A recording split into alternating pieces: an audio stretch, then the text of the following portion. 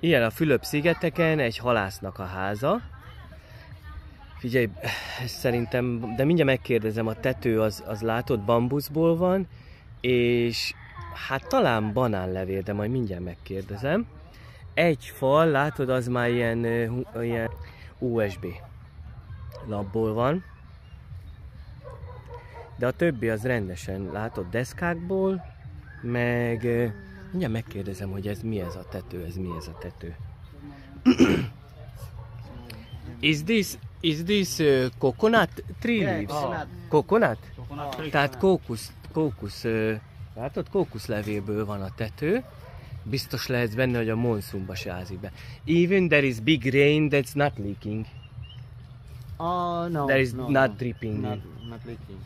Tehát a nagy esőbe sem ázik ám be. És akkor látod, fából van az egész, döngölt a talaj, tehát tulajdonképpen olyan, mint hogyha visszamentünk volna Magyarországba, mit tudom, 100 évvel ezelőttre.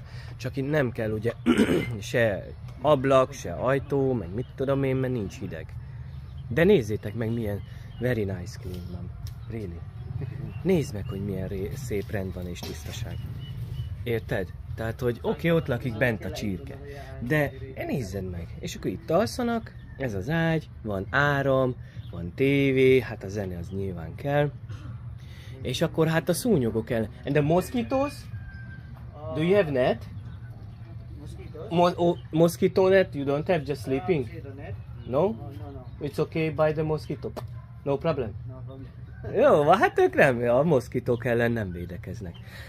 És akkor itt a konyha, nézd csak. Ott szépen a kis itt lehullott akármikből, ott megcsinálja a kis tüzet és megfőz. És nézd meg, rend van és tisztaság. Ott még főkapcsoló is van.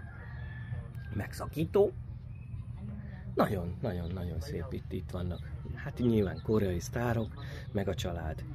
És akkor ott van még egy alvós rész, gondolom, de hát oda nem megyünk már be. Nagyon szép. Nagyon tetszik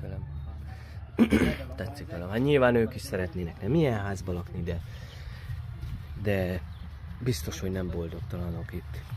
Very nice. Really. Thank you, ma'am. Really nice. És akkor ettől a szegény emberektől még banánt is kaptam ingyen ajándékba. De hát adunk majd kekszet, mert mi ott alszunk, mondta, hogy majd visz oda nekünk banánt.